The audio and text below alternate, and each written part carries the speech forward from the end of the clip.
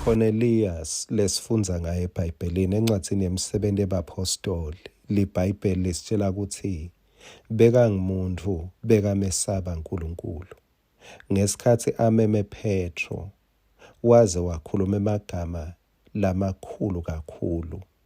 Wathi sesikhona sonke ebukhoneni baNkulunkulu. Kungathi la uyakhona bewungaba neliqiniso ukuthi utawube usebukhoneni baNkulunkulu. Noma uyawube uphase isihlahla, noma uyawube usendlini, noma uyawube usensimini, noma ungabe usesitolo.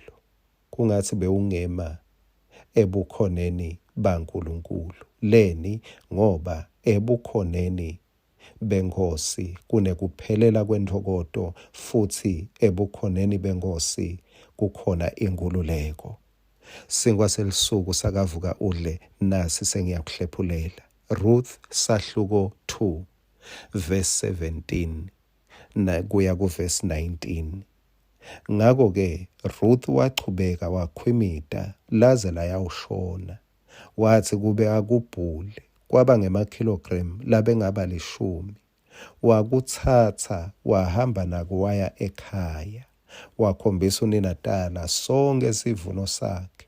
Waphinza wamnika nekudla lokwakusele ensimini nakadlako. Nawomi wabuta Ruth wathi, lamuhla bewukhwimita kuphi? Bewusebenta kuphi? Ubusisiwe lowo muntu lokunakile. Impilo beyiphasi ekhaya la bekuphila Ruth na Nawomi khona. LiBhayibheli lisitshela ukuthi Ruth wakhwimita laze lashona langa. Lokhu kunika umcabango. Ruth bekangasebenzi out of profession. Akusho ukuthi ungasebenzi ngeprofession, kepha nakule ngifisa sikunake. Wasebenta hayi kwaze kwashaya 5 washayisa. Kepha Ruth bekasebentela kuvusa insika lebeyiwile ekhaya. Kusho ukuthi kungenteka iprofession yakho ikuside kuvusa insika kuvuke impilo. Kepha kungenteka kudzingeke masima Boaz lekufuna walime kuze insika lewile ivuke, kuze impilo ibuye. Ruth akahlalanga wathi hayi inkosi itasihambela. Noma inkosi beyihambele eBethlehem, Ruth kwabita ukuthi ahamba yokhwimita. LiBhayibheli lisitshela-ke ukuthi wabhula Ruth labekakhwimitile leso sivuno.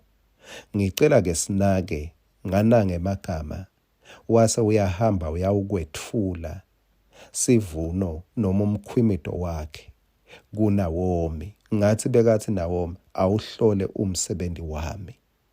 Bani nemuntu longahle akuhlola akukhuthata emsebenzini wakho lomcocelako ngemkhwimito wakho.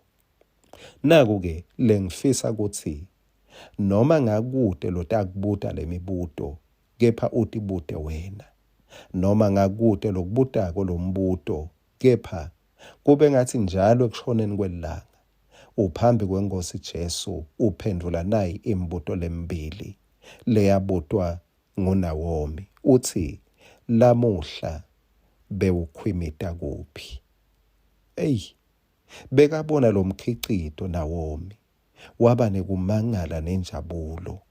Waze wabuta ukuthi lamuhla-ke bewukhwimita kuphi? Umbuto wesibili, bewusebenta kuphi? Haleluya. Bewusebenta kuphi? Kusho ukuthi bekubonakala lo muntu bekasebenta. Ngiko kwabutwa ukuthi bewusebenta kuphi. Ngathi bekunesmile kuNawomi. Awubeke smile enkosini Jesu ngemkhwimito wakho. Awubeke smile ebusweni benkosi Jesu ngekusebenta kwakho. Noma labanye bebangete banothisa kwangathi bewungakhwimita usebende aze akubone Jesu kuthi impela kukhona la bewusebenta khona. Amen.